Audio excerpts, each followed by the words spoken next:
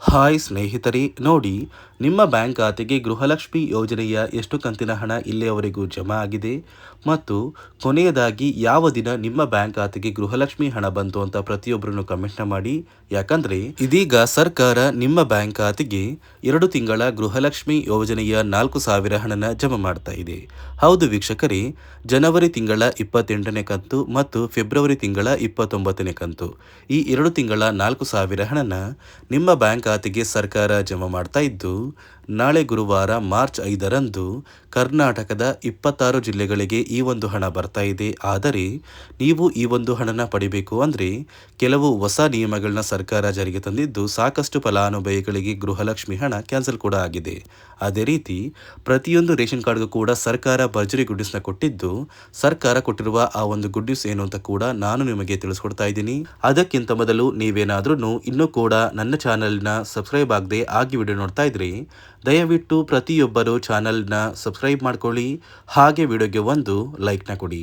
ಹೌದು ವೀಕ್ಷಕರೇ, ಸರ್ಕಾರ ಕೊನೆಗೂ ಗೃಹಲಕ್ಷ್ಮಿ ಯೋಜನೆಯ ಪ್ರತಿಯೊಂದು ಫಲಾನುಭವಿಗಳ ಬ್ಯಾಂಕ್ ಖಾತೆಗೆ 2 ತಿಂಗಳ 4,000 ಹಣನ ಜಮಾ ಮಾಡುವುದಾಗಿ ಭರ್ಜರಿ ಗುಡ್ಡಿಸ್ನ ಕೊಟ್ಟಿದ್ದು, ನಿಮ್ಮ ಬ್ಯಾಂಕ್ ಖಾತೆಗೆ ಜನವರಿ ತಿಂಗಳ 28ನೇ ಕಂತು ಮತ್ತು ಫೆಬ್ರವರಿ ತಿಂಗಳ 29ನೇ ಕಂತು, ಈ 2 ತಿಂಗಳ 4,000 ಹಣನ ಕೊನೆಗೂ ಸರ್ಕಾರ ಜಮಾ ಮಾಡ್ತಾ ಇದೆ.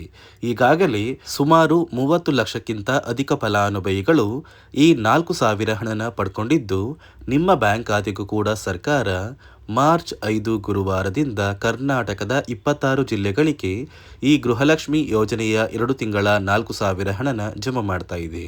ಅದೇ ರೀತಿ ರೇಷನ್ ಕಾರ್ಡ್ ಹೊಂದಿರುವ ಪ್ರತಿ ಫಲಾನುಭವಿಗಳಿಗೂ ಕೂಡ ಸರ್ಕಾರ ಭರ್ಜರಿ ಗುಡ್ಡಿಸ್ನ ಕೊಟ್ಟಿದ್ದು, ಪ್ರತಿಯೊಂದು ರೇಷನ್ ಕಾರ್ಡ್ಗೆ ಸರ್ಕಾರ 1,500 ರೂಪಾಯಿ ಅಂತೆ ನಿಮ್ಮ ಬ್ಯಾಂಕ್ ಖಾತೆಗೆ 1,500 ರೂಪಾಯಿ ಹಣ ಬರುತ್ತೆ ಅಂತ ಒಂದು ಮಾಹಿತಿ ಬರ್ತಾ ಇದೆ.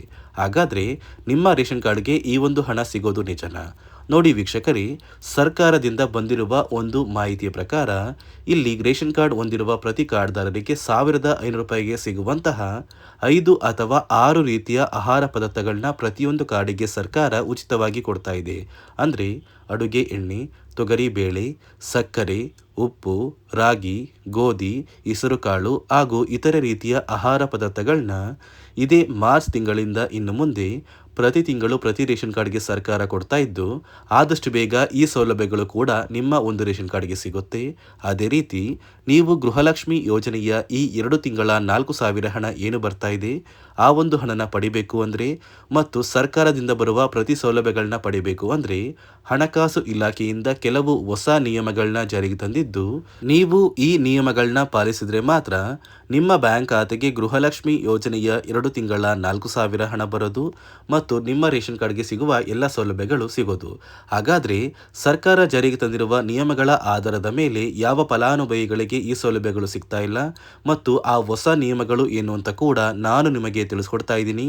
ಅದಕ್ಕಿಂತ ಮೊದಲು ನೋಡಿ ವೀಕ್ಷಕರೇ, ನಾಳೆ ಗುರುವಾರ ಮಾರ್ಚ್ 5ರಂದು ಕರ್ನಾಟಕದ ಯಾವ 26 ಜಿಲ್ಲೆಗಳಿಗೆ ಈ ಗೃಹಲಕ್ಷ್ಮಿ ಯೋಜನೆಯ 2 ತಿಂಗಳ 4,000 ಹಣ ಬರ್ತಾ ಇದೆ ಅಂದರೆ ಮೊದಲಿಗೆ ಬಾಗಲಕೋಟೆ, ಬೆಳಗಾವಿ, ವಿಜಯಪುರ, ಧಾರವಾಡ, ಗದಗ, ಹಾವೇರಿ, ಉತ್ತರ ಕನ್ನಡ, ಚಾಮರಾಜನಗರ, ಚಿಕ್ಕಮಗಳೂರು, ದಕ್ಷಿಣ ಕನ್ನಡ, ಹಾಸನ, ಕೊಡಗು, ಮಂಡ್ಯ, ಮೈಸೂರು, ಉಡುಪಿ, ಬೆಂಗಳೂರು ನಗರ, ಬೆಂಗಳೂರು ಗ್ರಾಮಾಂತರ, ರಾಮನಗರ, ಚಿಕ್ಕಬಳ್ಳಾಪುರ, ಚಿತ್ರದುರ್ಗ, ದಾವಣಗೆರೆ, ಕೋಲಾರ, ಶಿವಮೊಗ್ಗ, ಬಳ್ಳಾರಿ, ಬೀದರ್, ಕಲಬುರಗಿ, ಕೊಪ್ಪಳ, ರಾಯಚೂರು, ಯಾದಗಿರಿ ಮತ್ತು ವಿಜಯನಗರ, ಈ ಜಿಲ್ಲೆಗಳ ಪ್ರತಿಯೊಂದು ಫಲಾನುಭವಿಗಳಿಗೆ ಸರ್ಕಾರ 2 ತಿಂಗಳ ಗೃಹಲಕ್ಷ್ಮಿ ಯೋಜನೆಯ 4,000 ಹಣನ ಜಮಾ ಮಾಡ್ತಾ ಇದ್ದು, ನಿಮ್ಮ ಬ್ಯಾಂಕ್ ಖಾತೆಗೆ ಯಾವುದೇ ರೀತಿಯ ಪೆಂಡಿಂಗ್ ಇರುವ ಹಣ ಬಾಕಿ ಇಲ್ಲ ಅಂದರೆ ಮಾತ್ರ ಈ ಗೃಹಲಕ್ಷ್ಮಿ ಯೋಜನೆಯ 4,000 ಹಣ ಮಾರ್ಚ್ 10ರೊಳಗೆ ಜಮಾ ಆಗುತ್ತೆ.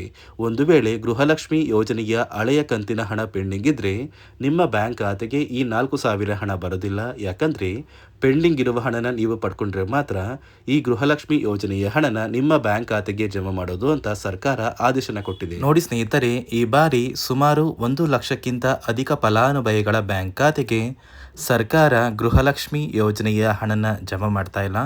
ಕಾರಣ ಏನು ಅಂದರೆ, ನಿಮ್ಮ ಬ್ಯಾಂಕ್ ಖಾತೆಗೆ ಡೆಬಿಟ್ ಮೂಲಕ ಹಣ ಜಮಾ ಮಾಡುವಂತಹ ಸಂದರ್ಭದಲ್ಲಿ ಸರ್ಕಾರ ಸಾಕಷ್ಟು ಫಲಾನುಭವಿಗಳ ಒಂದು ಬ್ಯಾಂಕ್ ಖಾತೆಗೆ ಹಣ ಜಮಾ ಮಾಡೋದನ್ನು ಕ್ಯಾನ್ಸಲ್ ಮಾಡಿದೆ.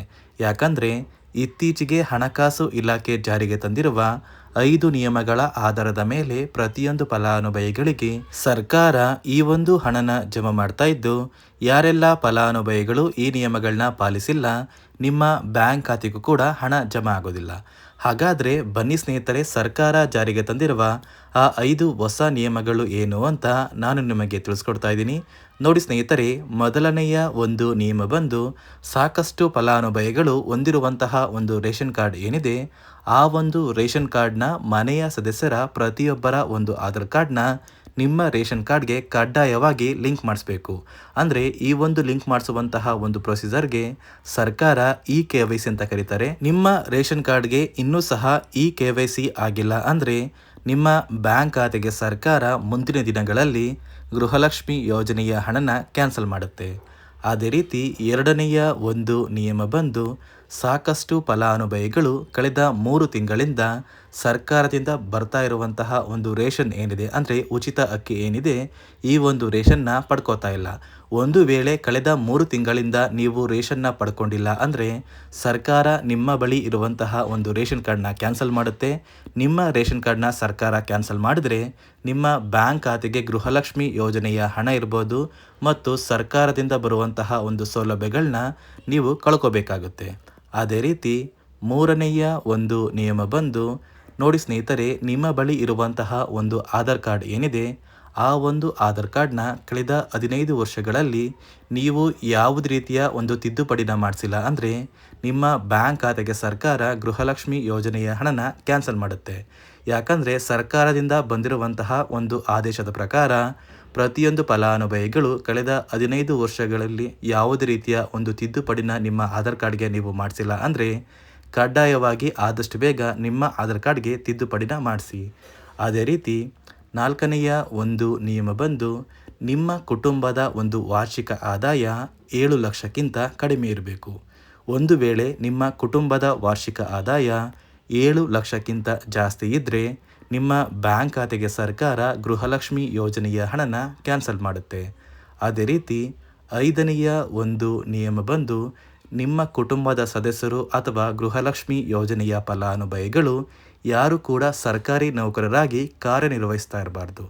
ಒಂದು ವೇಳೆ ನಿಮ್ಮ ಕುಟುಂಬದಲ್ಲಿ ಯಾರೇ ಆಗಿದ್ರೂ ಸರ್ಕಾರಿ ನೌಕರರಾಗಿ ಕಾರ್ಯನಿರ್ವಹಿಸ್ತಾ ಇದ್ದರೆ ನಿಮ್ಮ ಬ್ಯಾಂಕ್ ಖಾತೆಗೆ ಗೃಹಲಕ್ಷ್ಮಿ ಯೋಜನೆಯ ಹಣ ಕ್ಯಾನ್ಸಲ್ ಆಗುತ್ತೆ.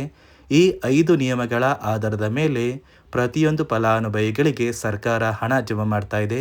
ಒಂದು ವೇಳೆ ನೀವು ಈ 5 ನಿಯಮಗಳನ್ನ ಪಾಲಿಸಿಲ್ಲ ಅಂದರೆ ನೀವು ಕೂಡ ಗೃಹಲಕ್ಷ್ಮಿ ಯೋಜನೆಯ ಹಣದಿಂದ ವಂಚಿತರಾಗಬೇಕಾಗುತ್ತೆ. ನೋಡಿ ವೀಕ್ಷಕರೇ, ನಿಮ್ಮ ಬ್ಯಾಂಕ್ ಖಾತೆಗೆ ಸರ್ಕಾರದಿಂದ ಕೊನೆಗೂ ನಾಳೆ ಗುರುವಾರ ಮಾರ್ಚ್ 5ರಂದು 2 ತಿಂಗಳ ಗೃಹಲಕ್ಷ್ಮಿ ಯೋಜನೆಯ 4,000 ಹಣನ ಸರ್ಕಾರ ಜಮಾ ಮಾಡಲಿದ್ದು, ಆದಷ್ಟು ಬೇಗ ಈ ಗೃಹಲಕ್ಷ್ಮಿ ಹಣ ನಿಮ್ಮ ಬ್ಯಾಂಕ್ ಖಾತೆಗೆ ಬರುತ್ತೆ. ಅದೇ ರೀತಿ ರೇಷನ್ ಕಾರ್ಡ್ ಹೊಂದಿರುವ ಪ್ರತಿ ಫಲಾನುಭವಿಗಳಿಗೂ ಕೂಡ 5 ಅಥವಾ 6 ರೀತಿಯ ಆಹಾರ ಪದಾರ್ಥಗಳನ್ನ ಸರ್ಕಾರ ಉಚಿತವಾಗಿ ಕೊಡುತ್ತೆ ಅಂತ ಹೇಳ್ತಾ, ಇದಿಷ್ಟು ಸರ್ಕಾರದಿಂದ ಬಂದಿರುವ ಹೊಸ ಮಾಹಿತಿಯಾಗಿದೆ. ನಾನು ಕೊಟ್ಟಿರುವಂತಹ ಮಾಹಿತಿ ನಿಮಗೆ ಇಷ್ಟ ಆಗಿದ್ದಲ್ಲಿ ದಯವಿಟ್ಟು ಪ್ರತಿಯೊಬ್ಬರು ನನ್ನ ಚಾನೆಲ್ನ ಸಬ್ಸ್ಕ್ರೈಬ್ ಮಾಡ್ಕೊಳ್ಳಿ, ಹಾಗೆ ವಿಡಿಯೋಗೆ ಒಂದು ಲೈಕ್ನ ಕೊಡಿ.